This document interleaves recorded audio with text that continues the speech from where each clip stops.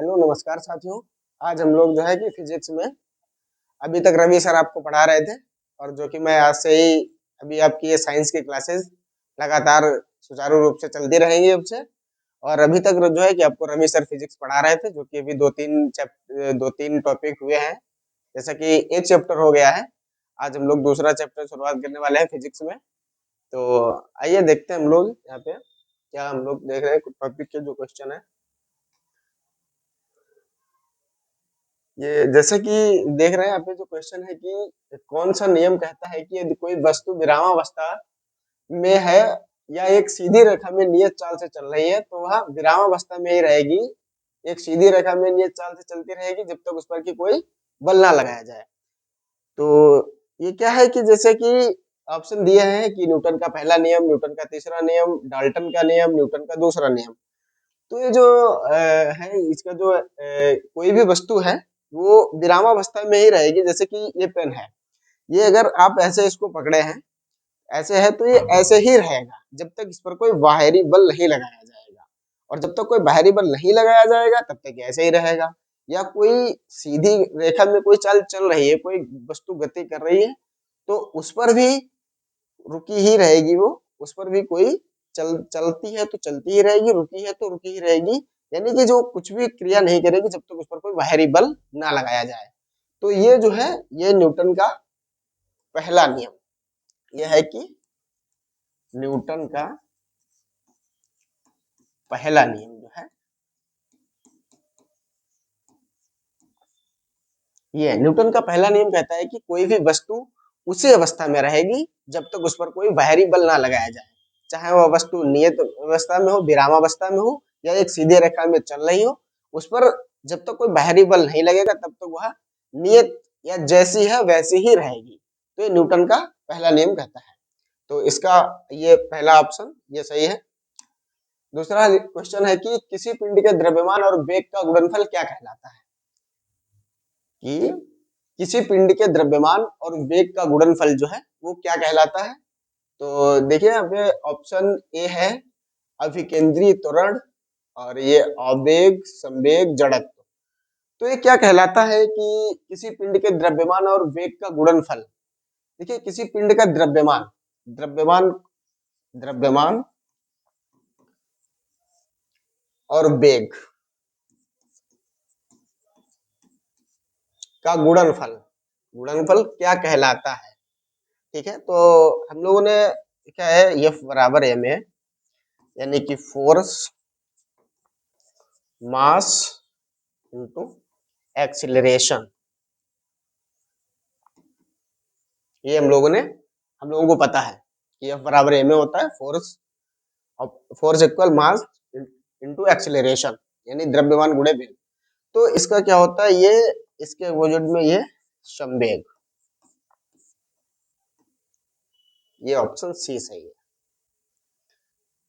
यहाँ से हम लोग ये F बराबर, जैसे कि F बराबर एम ए होता है, तो यहाँ पर ये इसी हिसाब से force into mass into acceleration, यानी किसी पिंड के द्रव्यमान, मास और वेग का जो गुणनफल है वो क्या कहलाता है, वो संवेग कहलाता है। तो ये है इसका ऑप्शन सी। अच्छा, यहाँ पे संवेग क्या है, संवेग है क्या, संवेग एक देखिए आपसे पूछा जाएगा, संवेग एक सदिश राशि है, सदिश राशि है संवेग। इसको मोमेंटम बोलते हैं ना, मोमेंटम। ये एक सदिश राशि है और इसका बहुत ज्यादा मात्रक पूछा जाता है, मीटर केजी। एक सेकंड रहने दीजिए इसको, मोमेंटम ये है यहाँ पे। एक सेकंड, अरे क्या हो गया,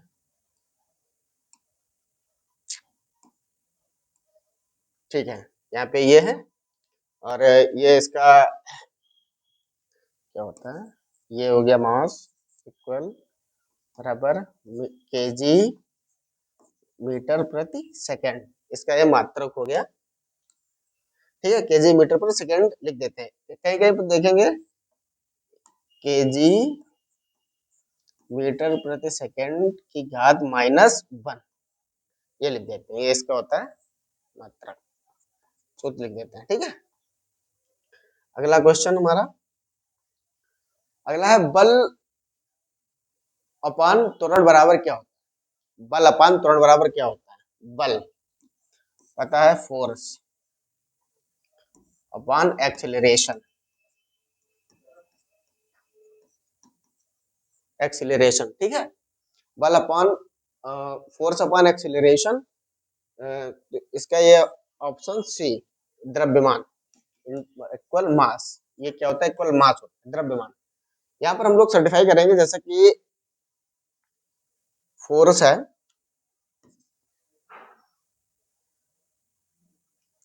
बल बटे त्वरण बराबर द्रव्यमान, है ना।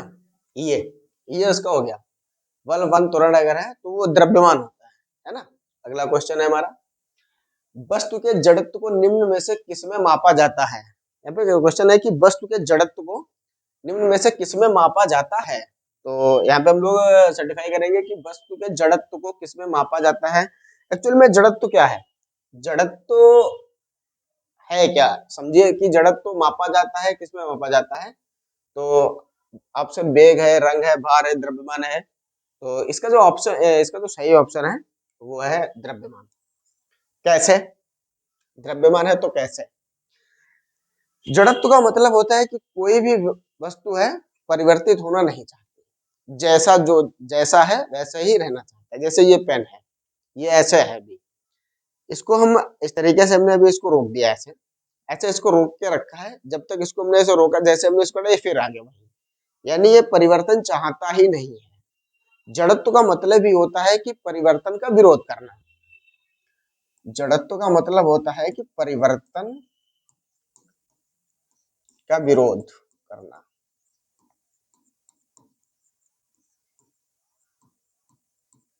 करता है, परिवर्तन का विरोध करना। यानी कोई चीज है वो अपरिवर्तित होना ही नहीं चाहती है, कि परिवर्तित होना ही नहीं चाहती, अपरिवर्तित रहना चाहती है। जैसे समझाया आपको कि पेन है, यहाँ पे ये कैसे, जैसे कि अच्छा ये निर्भर कैसे करता है, किसमें मापा जाता है। जैसे अभी ये पेन है, इसको हम ऐसे करके उठा रहे हैं तो ये भी आराम से उठ रहा है। अगर इसका भार जो है वो मान के चलो 10 किलोग्राम हो जाए, तो ये भार जब 10 किलोग्राम होगा तो इसको उठाने में ज्यादा बल लगेगा। ज्यादा बल लगेगा तो ये किस पे निर्भर कर गया? द्रव्यमान पे, यानी मास पे। इसका द्रव्यमान कितना है, तो इसका जो है ये द्रव्यमान है। और जड़त्व जो है, इसकी जो खोज है, जो वैज्ञानिक है उन्होंने दी थी जड़त्व, गैलीलियो, गैलीलियो, ठीक है। जड़त्व को जो है गैलीलियो ने खोज की थी। अगला क्वेश्चन है हमारा, न्यूटन के गति के दूसरे नियम का समीकरण क्या है?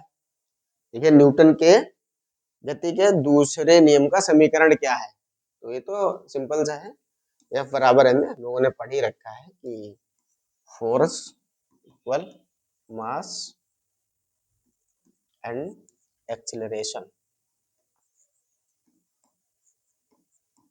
एक्सीलरेशन यानी बल बराबर द्रव्यमान तो त्वरण। ये हम लोगों ने इसको पढ़ ही रखा है, सिंपल सा, इसमें बहुत ज्यादा कुछ है नहीं। अगला क्वेश्चन है क्वेश्चन नंबर 6, यदि हम पेड़ की शाखा को तेजी से हिलाएं तो कुछ पत्तियां पेड़ से अलग होके अलग, यहाँ पे थोड़ा एक गलत लिखा हुआ है, अलग हो, होने, क्या है यहाँ पे, एक सेकंड, इसको मैं ब्लर कर देता हूँ, नीचे लिखता हूँ। यदि हम पेड़ की शाखा को तेजी से हिलाएं तो कुछ पत्तियां पेड़ से अलग हो जाती हैं। ये सीधे ऐसा कर दीजिए आप, यहाँ से अलग हो जाती है, इसको हटा दीजिएगा। यहाँ पे सीधे लिखिएगा अलग हो जाती है, ऐसे लिखिएगा अलग हो जाती है। यहाँ क्या है, मतलब इसका क्या कारण है, ठीक है। तो ये क्या है, और मुक्त, एक सेकंड, ये क्या है, जैसे कि मुक्त पालन, वेग, जड़त, आवेग, इसका क्या है? तो इसका जो सही आंसर होगा वो जड़त, इसका सही आंसर होगा जड़त। जड़त तो क्या, जैसे कि जड़त्व के कुछ और भी उदाहरण है, जैसे कि पेड़ को हिचकिचाना, किसी को धक्का लगना, बैठे हुए बस में बैठे हुए यात्री को झटका लगना, गोली का चलना। जैसे कि गोली चलती है ना, बंदूक से गोली निकलती है, तो गोली तो आगे की तरफ निकलती है, लेकिन बंदूक को भी झटका लगता है पीछे की तरफ। पीछे की तरफ झटका लगता है, तो ये जड़त्व का नियम है। जैसे कि पेड़ से पत्ते, डंडे से कम्बल या गद्दे रजाई को पीटना, धूल के छोटे छोटे से कण दिखाई देते हैं, तो ये सब जड़त्व के कारण। तो ये पेड़ की जो है, ये शाखा से जो पत्ते हिलाने से गिरते हैं, ये जड़त्व के नियम के अनुसार। ठीक, अगला क्वेश्चन है, यदि किसी वस्तु का संवेग p परिवर्तित हो रहा है, तो आवेग के लिए सही समीकरण क्या होगा? देखिए, ये बढ़िया क्वेश्चन है। यदि किसी वस्तु का संवेग परिवर्तित हो रहा है, संवेग परिवर्तित हो रहा है, तो आवेग के लिए सही समीकरण क्या हो गया? जैसे कि मान के चलिए किसी वस्तु का संवेग परिवर्तित हो रहा है, संवेग मतलब क्या होता है? मोमेंटम। मोमेंटम जो है इसका, ये परिवर्तित हो रहा है ना, ये परिवर्तित हो रहा है मोमेंटम। ठीक है, मोमेंटम संवेग कह रहा है कि संवेग, किसी वस्तु का संवेग परिवर्तित हो रहा है, संवेग परिवर्तित हो रहा है, तो आवेग, आवेग को क्या कहते हैं? संवेग परिवर्तन, संवेग परिवर्तन, संवेग परिवर्तन को ही आवेग कहते हैं। ठीक है, लेकिन यहाँ पे ये समीकरण पूछ रहा है, तो हमको ये हम लोग जान ले इसको। अरे चलो हटा दो इसको, समीकरण पूछ रहा है। जैसे कि अब यहाँ पे समझिएगा, इसको हटा देते हैं। ये कोई द्रव्यमान है, एक ये है, ये मास है, ये P1 है, ये P2 है, ये M1 है, ये M2 है, MB है, और ये MB है। ठीक है, P1 M1, P1 MB1 और P1 MB2, यहाँ पे देख लीजिएगा। तो यहाँ पे परिवर्तन कहते क्या है? इससे इसको हम घटाएंगे ना, दो है, ये मास ये है, एक ये मास है। किसी वस्तु का संवेग हम परिवर्तन कर रहे हैं, तो यहाँ पे इसका जब हम क्या करेंगे कि हमको यहाँ पे P2 माइनस P1 ही तो करना है, P2 माइनस P1 करना है। तो यहाँ पे हमको P2 माइनस P1 जब हम करेंगे, तो यहाँ पर हमको J, इसको हम J से वेरीफाई करते हैं। तो P2 माइनस P1 करेंगे, तो यहाँ पर MB1 और MB2 जो है, तो यहाँ पर P1, एक सेकंड इसको हटाते हैं, J बराबर, इसको हाँ, इसको हम डेल्टा से वेरीफाई करते हैं, डेल्टा P। ठीक है, इसको हम J बराबर डेल्टा P या AP से कर सकते हैं। तो इसका जो है ऑप्शन, जो इसका जो आंसर है, पहला आंसर है इसका ये। ठीक है, ये इसका आंसर है। अगला क्वेश्चन है हमारा, रॉकेट का आगे बढ़ना न्यूटन के किस नियम पर आधारित है? देखिए, ये आपने बहुत बार पढ़ा होगा कि रॉकेट का आगे बढ़ना न्यूटन के किस नियम पर आधारित है। तो क्वेश्चन है, क्वेश्चन नंबर 8, रॉकेट का आगे बढ़ना न्यूटन के किस नियम पर आधारित है? तो ये न्यूटन का तीसरा नियम। न्यूटन का तीसरा नियम क्या कहता है कि प्रत्येक एक्शन के, मतलब क्रिया के प्रति क्रिया प्रतिक्रिया का एक्शन कहता है। ये हमारा न्यूटन का तीसरा नियम। इसमें क्या होता है, जैसे ये रॉकेट का आगे बढ़ा न्यूटन के किस नियम पर है? तो तीसरे नियम पर हो गया, लेकिन इसके जो और भी उदाहरण है, जैसे तैरना। आप जब तैरते हैं तो आप क्या करते हैं? पानी में तैरते हैं, तो आप पानी को पीछे को धक्का देते हैं।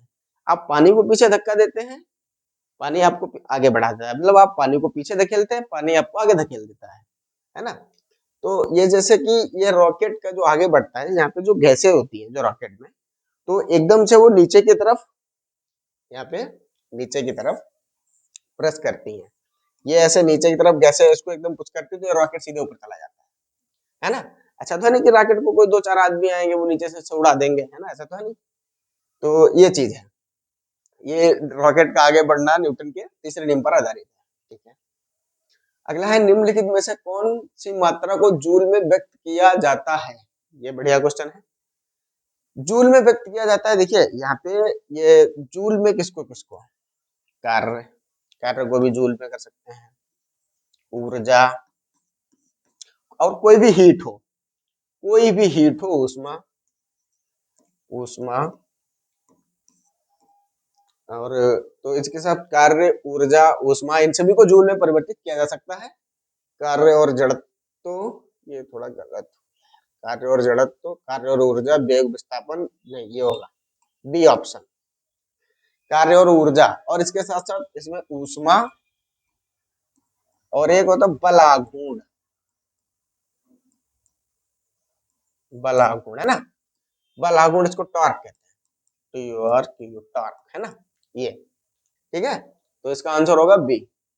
अगला क्वेश्चन है, काम करने अथवा ऊर्जा स्थानांतरण की दर को क्या कहा जाता है।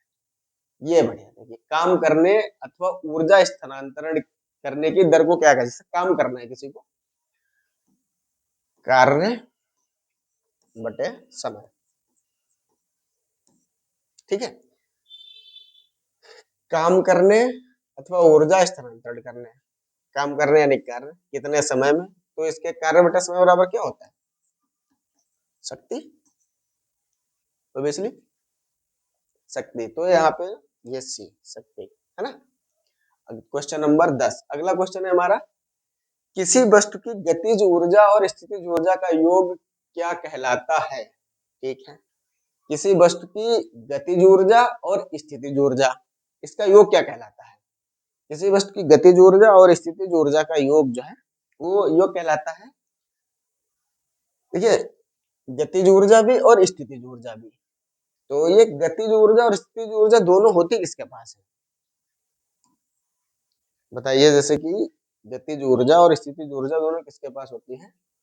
पहले तो इसका ये देखिए, कुल रासायनिक ऊर्जा नहीं होगा, कुल यांत्रिक ऊर्जा, हाँ ये हो जाएगा, कुल यांत्रिक ऊर्जा, किसी वस्तु की गतिज ऊर्जा और स्थितिज ऊर्जा, तो ये कुल यांत्रिक ऊर्जा हो जाएगा। देखिए गतिज ऊर्जा और स्थितिज ऊर्जा दोनों, जैसे उड़ता उड़ता हुआ हवाई जहाज है ना, उड़ता हुआ हवाई जहाज, पंखा, छत में चल लगा हुआ पंखा हो गया, सीलिंग फैन है ना, पंखा हो गया, उड़ता हुआ हवाई जहाज हो गया है ना, इसमें ये गतिज ऊर्जा और स्थितिज ऊर्जा होती है। ठीक है, अगला क्वेश्चन है हमारा, निम्न में से कौन अधिक काम कर सकता है। निम्न में से कौन अधिक काम कर सकता है, एक घूमता हुआ पहिया, या गतिशील पत्थर, या एक उठाया हुआ हथौड़ा, या बंदूक की एक चलती हुई गोली। देखिए कैसे यहाँ पे कहता है कि निम्न से कौन अधिक काम कर सकता है। ठीक है, अधिक काम करता है, कार्य बराबर क्या होता है, हाफ एम बी स्क्वायर है ना, सॉरी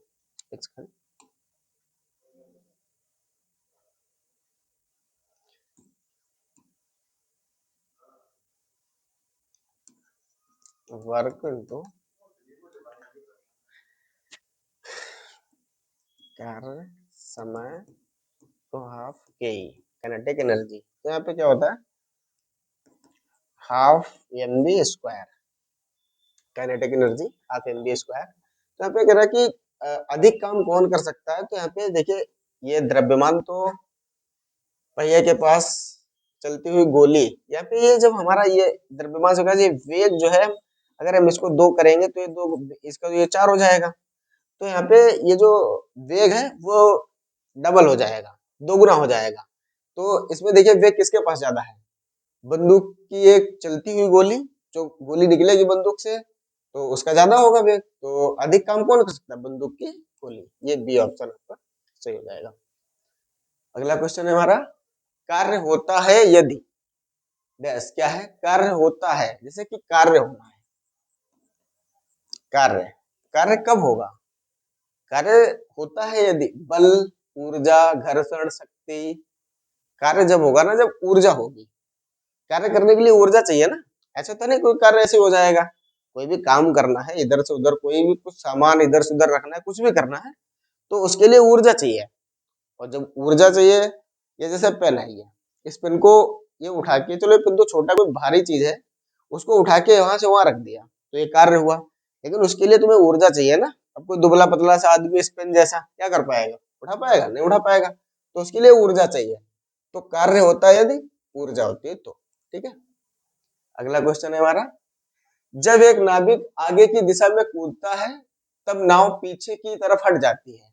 यह उदाहरण न्यूटन के कौन से नियम को दर्शाता है? ठीक है। जैसे कि ये पानी है, इसमें एक ये नाव है, यहाँ पे कोई व्यक्ति कूदेगा, इधर को कूदेगा, व्यक्ति तो आगे को कूद जाएगा लेकिन ये नाव हल्की सी पीछे चली जाएगी। क्यों पीछे चली जाएगी? कहते हैं कि ये न्यूटन का कौन सा नियम है? ठीक है, ये न्यूटन का तीसरा नियम है। बताया था अभी आपको, पहले बता चुके, न्यूटन का तीसरा नियम है। न्यूटन का तीसरा नियम क्या कहता है? क्रिया प्रतिक्रिया। मतलब जैसे कि उसको फोर्स, सामने वाला इधर, ये बंदा है, ये इधर चला गया, उसका प्रेशर जो है वो आगे की ओर गया, उसने नाव को पीछे की ओर धकेला तो नाव ने उसे आगे की ओर धकेला। तो ये न्यूटन का तीसरा नियम है। ठीक है। अगला क्वेश्चन। ठीक है, जो है कि ठीक है, क्वेश्चन खत्म हो चुके हैं। वो बाकी की क्लास जो है कि हम लोग कल करते हैं। और ठीक है, क्या करना है खत्म।